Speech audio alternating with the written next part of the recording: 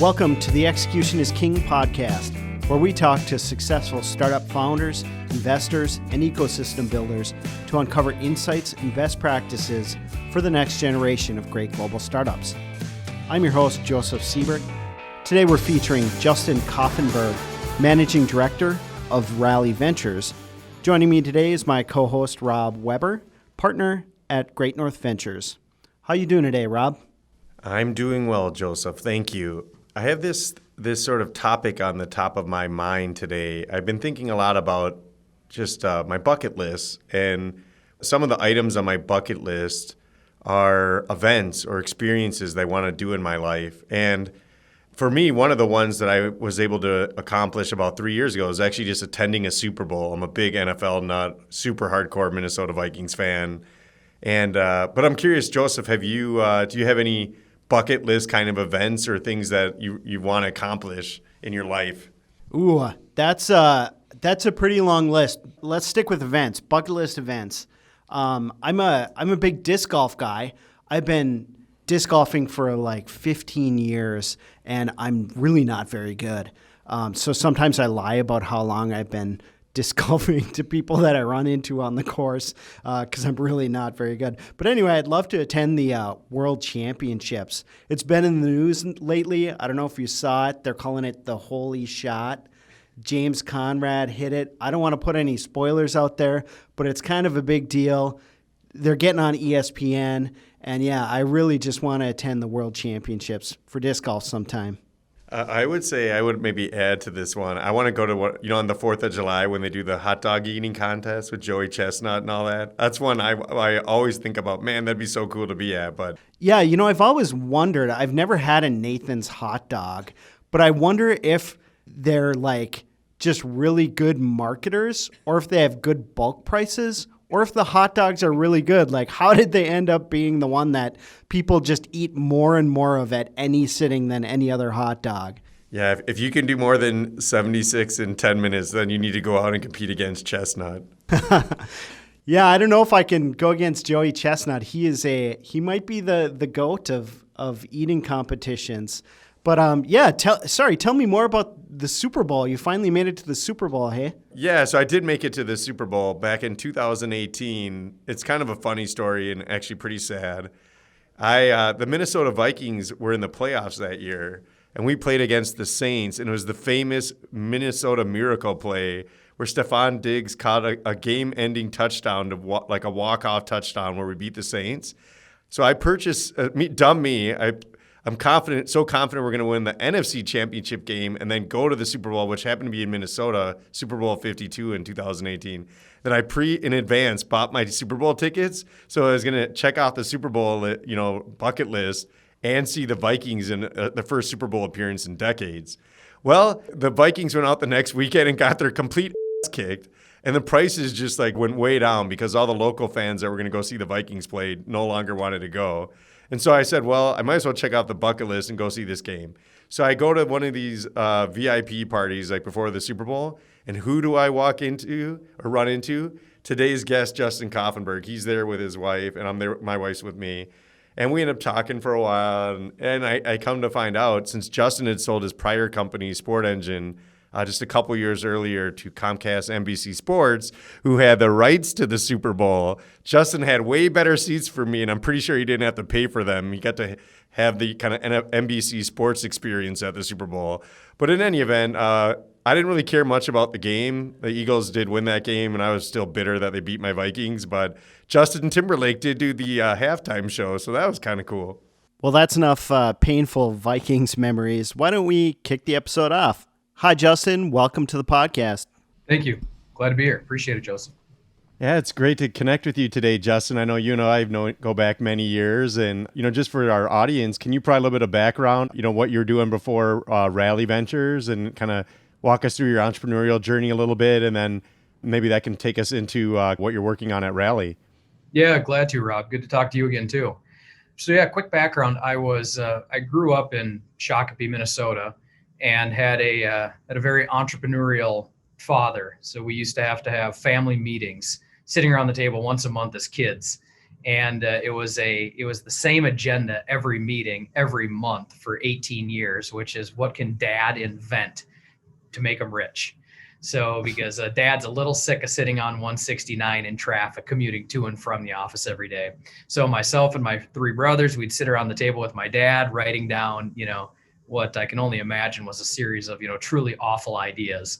But you do that every month for your entire childhood. And by the time you go off to college, it's kind of a foregone conclusion. You're not going to go work for somebody else. So it was fortunate just to have that, deeply ingrained in me my whole life. And went to college in Eau Claire, Wisconsin. And along the way, actually started a College Pro Painters franchise, which, I will say to this day is about as good entrepreneurial training as you can possibly get. When they effectively say, you got to go hire a couple of dozen people, you got to pay them every week. Here's a credit card at Home Depot. Here's a credit line at Sherwin-Williams. Figure it out. That's kind of into the deep end. So you start, running around, knocking on doors, thousands and thousands and thousands of doors, begging people to let you paint their home, and interviewing new employees. And you basically figure out how to become an entrepreneur, or you don't, in about 90 days. And so that was terrific training. And along the way, started a company in our dorm rooms called Third North, which was third floor, north wing of Murray Hall, Carson's dorm room, Carson's bedroom. And that was effectively custom design, custom development. We were building e-commerce applications for companies. And eventually that led to Sports Engine, which went through a series of, terrible names before we settled on Sports Engine, which is, when you and I met along the way. Yeah, it kind of reminds me of a little bit of my own entrepreneurial journey, kind of into building websites for others, and, and then kind of deciding like, that's not the best business model, like services, and deciding to build like a actual software company, like a product company or a platform company. So I know there were, you grew Sport Engine to quite a success and ultimately sold it to Comcast, NBC Sports. Like any entrepreneurial journey, there's inflection points along the way. Can you walk us through to some of the inflection points for you and for the team, and talk a little bit more about the business model and just kind of the evolution along the way? Yeah, it's a good question. So, for us, it was definitely an evolution. So we were running Third North, which, exactly to your point, we were building, e-commerce solutions, checkout tools, websites, things like that. And one of our customers at Third North was a sports organization. So we built them a proprietary CMS system, and along the way came to realize that sports organizations, the hundreds of thousands of them that exist just in the United States, all needed CMS and e-commerce and checkout and payment tools. So it was the very first time when we thought that building a services business, building a software development business, wasn't the right way to do it, that you had to build a recurring revenue model. You had to build a real software product. So we started doing that. So there was this early inflection point just as entrepreneurs where we decided to take the business that was, paying us. I mean, building Third North it was hard. I mean, it made, $0 for years. We got to the point where we finally had customers. We had customers that were giving us big projects. We were paying ourselves. We had a nice office. We had a good staff. And we had to make a big strategic decision to just simply shut it all down and transition entirely to the product company, into the software company. We tried to do both for a while. We tried to basically work 8 hours a day at Third North, then take a break and work 8 hours a day on Sports Engine, what was called Puck Systems at the time, actually. But it just didn't work. I mean, there was a time when we physically had, this is a long time ago now, but, 2 cordless phones, and one of them had a Third North sticker on it, and one of them had a Puck System sticker on it, and they both sat on my desk, and I would just answer them, and change who I was and change what company I worked for and change the entire story depending on which of the 2 of them rang. And, eventually we just decided you can't, it's a good idea to build a services business and transition it into a software company, but in practice, it's really difficult not to just wake up and spend 100% of your hours on the software product and on the long-term company and the long-term vision. So that was probably the first major inflection point where we had to shut down Third North and start back from total zero. Puck Systems had $0 in revenue, 0 customers. We had $0 in the bank. We had no friends' money, no family money, no safety net, no investors. And we just decided that this was going to have to be a multi-year product development process, and we were just going to have to make ends meet with no money and no safety net, and things got awfully skinny. That was the first really big inflection point. Mm-hmm. I got to ask, did you ever mix up the phones? Oh, plenty of times. I mean, one business, had management that I needed to check with, the other business had a sales manager that I needed to consult with, all of whom were, imaginary people. So not only did I screw up the name, I mean, I screwed up all of it. So yeah, it's probably more often than not. You must have gotten pretty flexible at troubleshooting those relationship issues. Yeah, I mean, it's hard. Large businesses, are skeptical, of a 2-person, company, and so you do everything you can to, try to, engender just a little bit of confidence. Kind of a follow-up question. I had the kind of privilege of getting to know you throughout this time while you're scaling your company.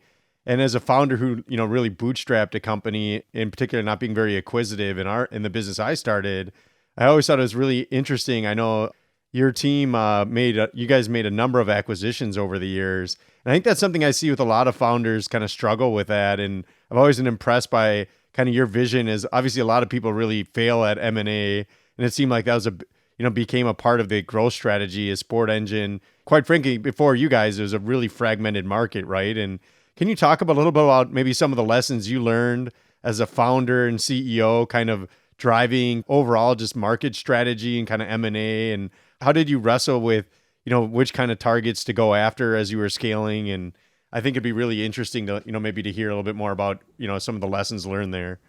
Yeah, I do think it's an area that doesn't get enough focus. And I think it's an area that's, underutilized as a tool by most founders. For us, we had those early days when the company was still called Puck Systems, where, frankly, we were making a lot of mistakes when it came to kind of pure architecture, pure software design. But it was a good time to be making mistakes. We were learning about what a sports organization was going to need from their software solution. We had, I think the time and the space, because we were bootstrapping it, because we didn't have any outside investment, we had a couple of years there where, frankly, we could experiment, and we did. And ultimately, Puck Systems came to market. We changed the name actually along the way to TST Media, and then eventually Team Sport Technologies, and eventually to Sports Engine. And, along the way, we raised 4 rounds of venture capital financing, or 1 angel round and 3 rounds of venture capital financing. But it was back in those very early days when we were having those architectural decisions where we decided on what an M&A strategy would look like. And what we came to believe is that if you architected the core platform in such a way where you had a single instance of an athlete, is what we called it, or kind of a true atomic unit where one person, one asset existed only one time within the system globally. So there was a single version of an athlete, a single version of a coach, a single version of a referee, a single version of a sports facility.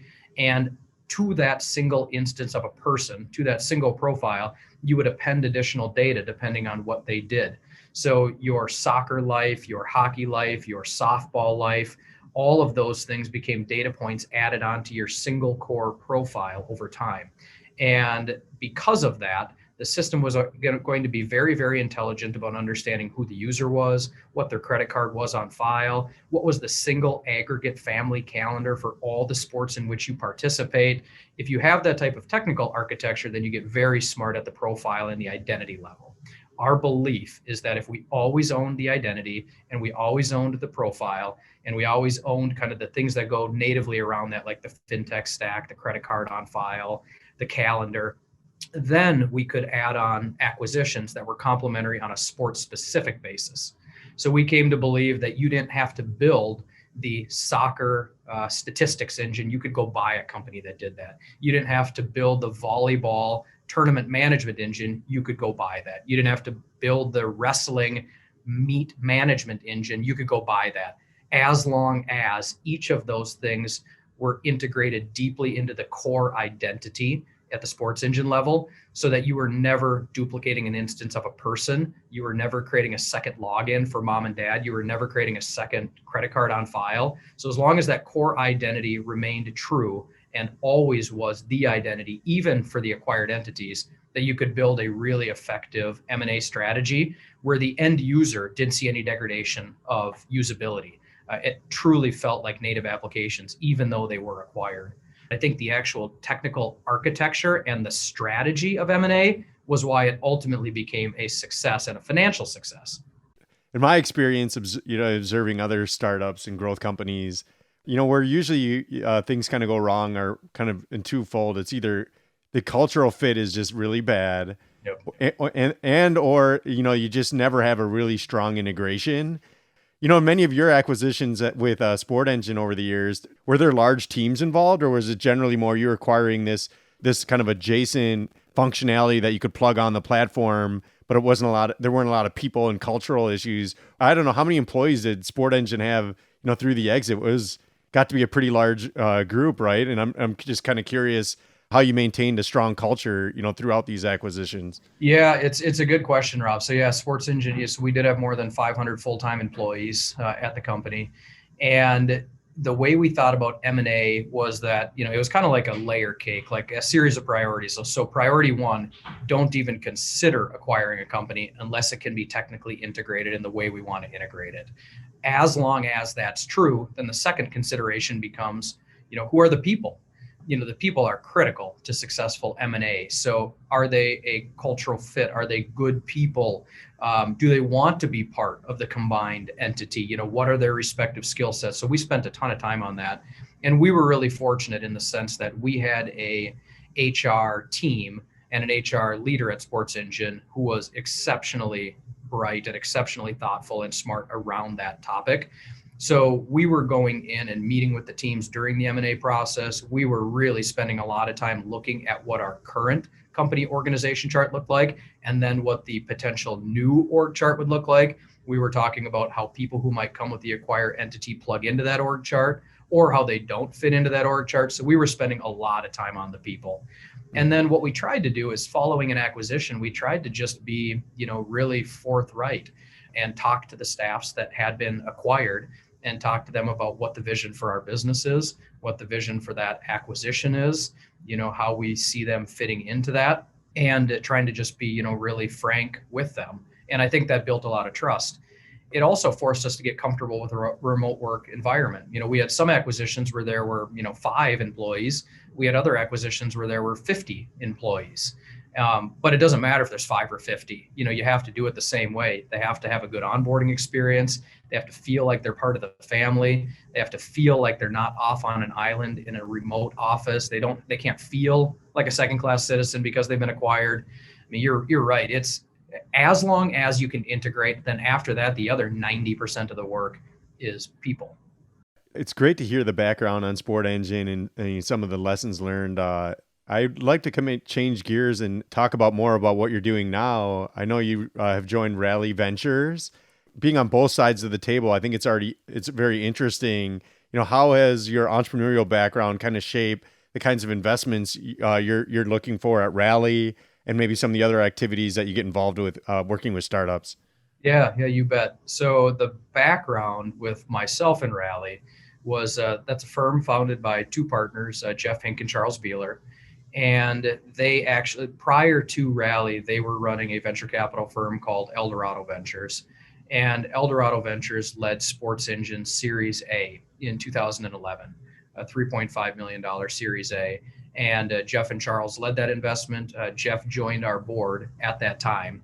And he was an immediate impact board member and immediate impact investor. So 12 months later, when we went out to raise a Series B, they had decided to start Rally formally. And they shared with me what their vision for the firm was, which was to not just have a set of great partners and to have a set of great investors, but also to have this concept of tech partners, where they would have up to 100 other individuals, all of whom would be investors in the fund, all of whom would be available to me as a CEO gratis to help with marketing or engineering or sales. And it was just a model that really resonated with me. So you get like these big VC firm resources in a very small agile firm. So kind of the best of both worlds. So they then also led our B round, which I think technically was the first investment ever out of Rally Ventures Fund 1. They then participated in our C round in 2014 also. And after we sold the company, I began talking to Jeff and Charles about joining the firm. And the reason was that we had some other terrific investors at Sports Engine. We were very fortunate. We had good investors and good board members, but Rally and Jeff and Charles just stood out. One thing, at least for me, when I was a CEO on the other side of the table, the thing that I most wanted and most rarely got was just very, very specific advice and very, very direct feedback. And I just absolutely couldn't stand, when an investor would parachute into a board meeting and start just generally opining on the state of our business or on the state of the industry, or you'd ask a question and they'd give generalist advice or compare you to a different portfolio company. That was just the most worthless. I hated that advice. And take that same question and pose it to Jeff. And, we'd say, all right, we're thinking about hiring a VP of sales. What should we do? Some of the investors would give kind of more generalist advice. Jeff would say, well, here's a spreadsheet of the last 50 VPs of sales we've hired within our portfolio. I've broken them down by West Coast, Midwest, East Coast. I've broken them down by stage. I've categorized them by base salary, commission compensation, equity grants, all broken down by stage. I mean, they were just ridiculously specific answers.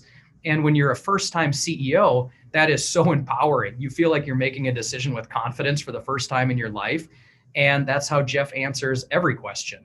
So by the time I decided to go into venture capital, I was just really passionate about being the type of investor to other entrepreneurs that Jeff and Charles were to me. Mm-hmm.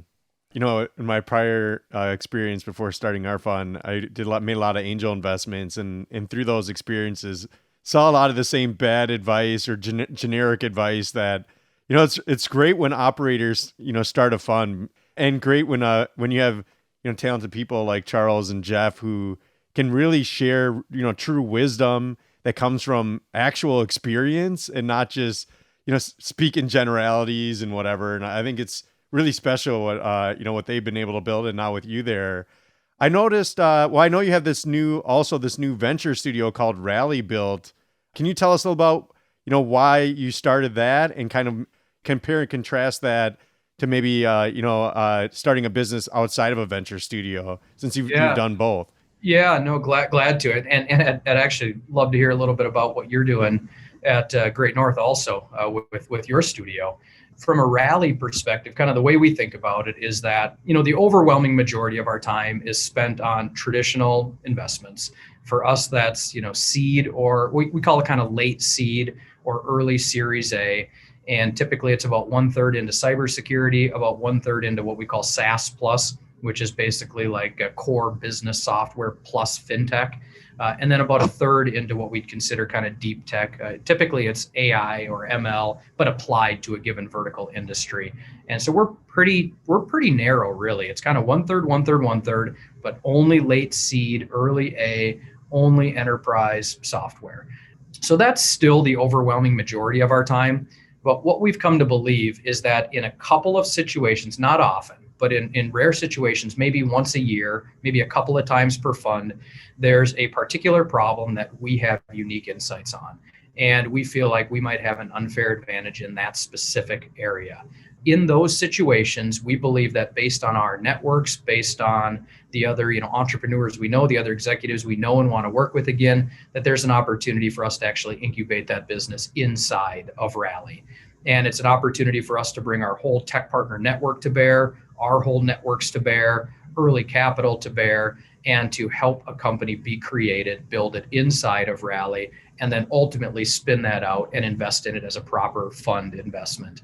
So we've done that now 3 times at Rally. We've done that once in a company called Yardstick, which is in what we call the human security as a service space, which is background screening, certification management, and verification management, all bundled as a pure white label, pure API platform that can be consumed by other platforms.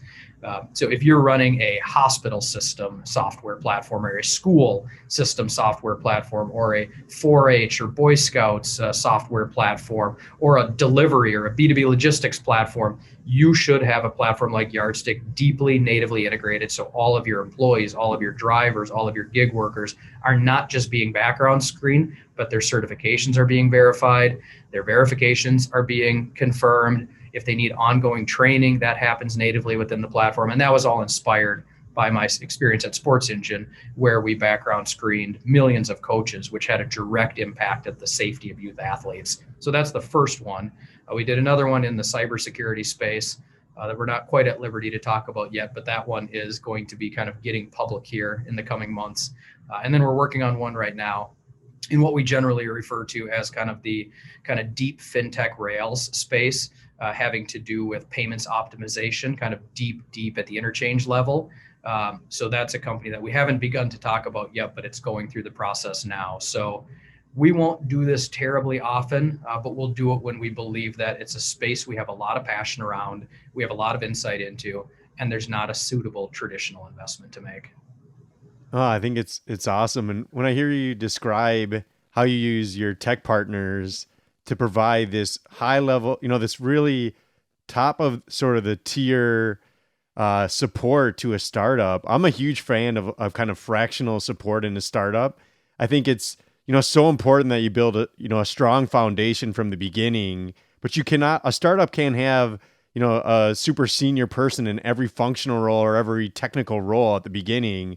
But also like the thing that kills startups, and I think a really common mistake is, you end up hiring like really junior people who don't have perspective. And then you can end up, creating all this technical debt or just make, too many mistakes, and that can kind of kill a startup. And I think the beauty of the model you described, at least the way I sort of kind of come to understand it, is getting these fractional experts to kind of really set up the company for success without, having these sort of periods where you have to go back and make corrections due to some kind of technical debt or something something wrong with the business model or what have you. That seems super compelling. And I think for founding a company outside of such a platform, it would be very difficult, to probably pull in, that sort of bench of tech partner relationships that you guys have. So it gives you some huge advantages, right? Yeah, we really think so. When we talk to the portfolio companies, especially those that are being incubated inside of Rally, we really ensure that they know exactly who the tech partners are, where their expertise is. We make those connections. If you're building a cybersecurity company inside of Rally, you should talk to our tech partner, Julie Bushman, the longtime CIO of 3M. You're not going to find somebody that has deeper experience in terms of choosing cybersecurity solutions for some of the largest Fortune 500s. Or you should reach out to Ben Fried, the CIO at Google, another one of our tech partners, and bounce these ideas off people like that before making important decisions. If you're thinking about building a sales organization, don't just blindly build it. Talk to our tech partner, Gene DeWitt, who runs, all of North American revenue for Stripe, for example, one of the brightest minds in go-to-market strategy. So it's really important to us that those people surround these companies with love and advice, which, we think just give them a, tremendous advantage. Oh, totally. So you mentioned earlier about the types of business models that you're pretty focused on with Rally. Typically, it would have been more probably SaaS in the past, and now it's more SaaS plus, as you described. And then, you have a lot of background in kind of payments and that side. Have you seen these kind of markets evolve? And I guess also I'd love to hear what you think about like, the newer ways to finance SaaS companies like Pipe, and how does that change the way, venture capitalists may have looked at typical SaaS companies in the past, knowing there's these other competing kind of capital sources? It's a good question, Rob. So I think for our portfolio, it's been pretty consistent across funds 1, 2, and 3, and now 4, but with some nuance. So I think we'll continue to have roughly a third of the portfolio in cybersecurity. My partner Charles is an expert there. We have a number of tech partners, kind of deep in that industry. And it's just like this enormous looming threat over our economy. I mean, one of the biggest. So we just think there's great businesses to be built in cybersecurity. My partner Jeff has, some real expertise in what you'd consider like applied AI and applied ML and these kind of hardcore business software solutions that can transform a market. And then for myself, I concentrate a little bit more, to your point, on companies that we generally call SaaS plus. And typically that's a CRM in a given vertical market teamed with payments and other revenue streams. And, in terms of like the big themes in software, I think that's one of the big themes in software. The idea that a verticalized software solution is almost always going to beat a horizontal solution. So just increasingly, we see that most companies are willing to move away from like a Salesforce, for example, to go to a platform that's been very specifically built for their industry with all the tiny little nuances that makes it better for their industry, easier to implement, easier to integrate, handles all the edge cases that Salesforce just never will. So we love those vertical platforms of record. And one big theme is that we've seen these vertical platforms of record just earn incredible trust with their customers. So if you're the vertical platform of record in sports, like we were at Sports Engine, or like some of our other portfolio companies are in their respective areas, your customers want to use you for more than just CRM. They want to use you for payments. They want to use you for background screening. They want to use you for their lending needs and their borrowing needs and their revolving credit facility needs. They want to use you for their insurance needs. They frankly want to use you for everything because you know their business well. You are already a trusted vendor. You already are controlling their funds flow. So we just think that having the vertical platform of record approach and then adding on top of it a fintech layer and a payments revenue stream and additional revenue streams is just one of those big themes that, we happen to have some experience in. So it tends to be where I spend a lot of my time. Excellent. Excellent. So I know obviously you're super passionate about supporting entrepreneurs and, have this great success. What do you ever find time for any hobbies or anything else that, that you can squeeze in there these days? Yeah, well, I'd ask the same of you. It's not easy. I will say that I think I had kind of a personal epiphany. And, after we, sold the company, sold Sports Engine, NBC Sports was, just a terrific buyer. Like they were awesome. Great parent company, great partners, great people, just had an awesome experience being part of NBC. And I think in some ways that shaped my personal epiphany was that I don't ever want to stop working, like ever. I love what I do. I just love it. I love being part of starting companies. I love being part of supporting other entrepreneurs. I have a huge amount of pride in our economy here in Minneapolis and our startup ecosystem, and I want to do it forever. So that was a big, just personal decision. And then the moment that you decide that, then it just becomes an easier question, which is, well, what's the best way to do it? What's the most impactful way to do it? And I came to the conclusion that being on the venture capital side and being on the capital supply side was the most impactful way to do it, because I thought it's one of the biggest gaps in our ecosystem, which is access to early stage capital and access to, seed and Series A capital. So from a business perspective, that was a big revelation because that is my biggest hobby. Like, when I'm not working, I'm basically like thinking about what else I can do to impact my work. I love it. Like I just love it. I feel super fortunate. And I know you feel the same way, but I'd like to hear you talk about it too. And as far as other hobbies are concerned, in the moments when you do wind down, I mean, my family is just, my kids are super important to me. They're 10, 8, and 5, coach all 3 of their hockey teams, coach their baseball teams. We play golf together. Fishing is my passion. Like that's my single largest personal passion. So I'm desperately working on each one of them and their ability to, get the leeches on the hook themselves. We are so similar. It's just crazy. I think it's something about, once you have a chance to reflect, like, look, we're all living in America. We're in like the greatest industry in the history of the world. And the wealth sort of comes to the people who are true builders. Like you get to a point where it's, you really don't do it because of the money, you do it because you love to build. That's sort of how I kind of like, that's how it sort of evolved for me. Like I was really happy building startups in the mid 90s, like, just publishing websites and, experimenting with things and trying out ideas. And, that's the beauty of like, software-based businesses, is just being able to build something and see if you can create value for people. And there's something just so rewarding about that. And I think the reason I really, became attracted to investing is a lot of the same reasons that you mentioned is, and I guess for me, especially early stage, I really like the early stage. We didn't quite get to 500 employees at our company, but we had 170 across Minnesota and San Francisco. And I have to say, like, I lost a little bit of the joy over time. I still enjoyed it, but like, I don't really like love all the, as the company gets bigger and you have middle management, and then, there's just a lot of, it's so leadership. And I've always really, I know about myself, it's like the customer empathy, the sort of product engineering, and then just the sort of go-to-market strategy. Those are the things that I really enjoy about entrepreneurship. It's not necessarily like, and there's great managers out there. I think I became a better manager, but And I guess in running an early stage fund, I felt like, wow, what a perfect opportunity to just ensure that I can focus on that that sort of entrepreneurial discipline and that early execution that is, I just feel so much of the magic there. And then, I think you didn't, and then if you become so passionate about that, I'm definitely a family guy too. And the beauty of this COVID period is I can be working at my cabin and I can take the kids out fishing for crappies or doing something. And then I can be hopping right back on a call or something. And, and I think that's been, it's pretty incredible. Well, it's great to have you on our podcast. I've been a huge fan of everything you've been able to achieve and, super proud of all your success and what you guys are doing at Rally. So thanks for joining us today. Yeah, thanks, Rob. That's kind of you to say. I feel the same way about you guys. That's, we're fortunate to have some co-investments together, excited to do a lot more. And I just think the way you guys approach the business, the way you approach these entrepreneurs, the way you surround them with support and operational expertise, is just super inspiring. So yeah, we feel the same way. Thanks so much.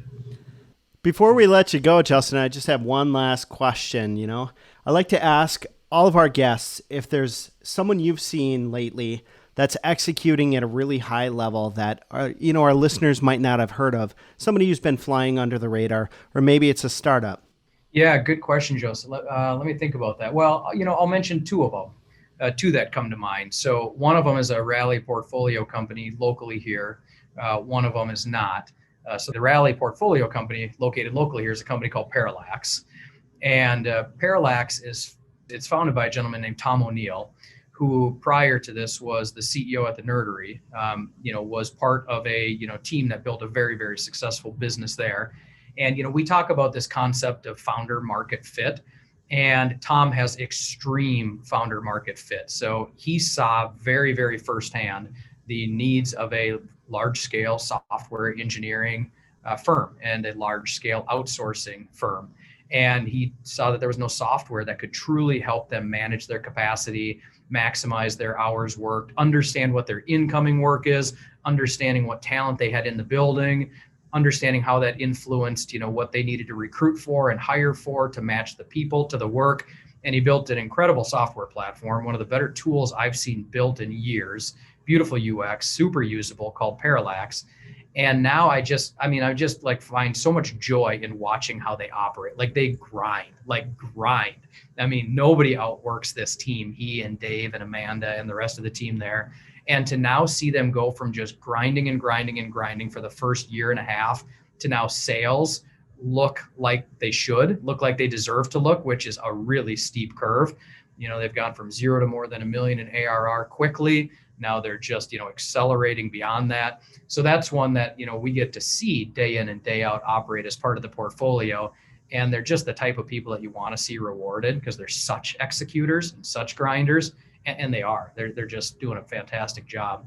The other one that's not a portfolio company, but I met recently, is a gentleman named Jazz Hampton over at a company called TurnSignal.